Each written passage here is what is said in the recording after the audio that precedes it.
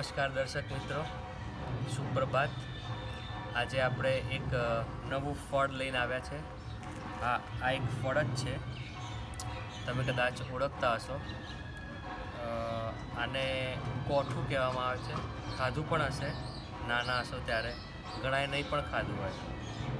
તો આનો સ્વાદ આંબલી જેવો ખાટો હોય છે, પણ એકદમ તમને ચટણી બનાવવામાં અને વિટામિન સી વધારે હોય છે આમાં। જનરલી લોકો આનું ચટણી ખાવામાં, દાળ પછી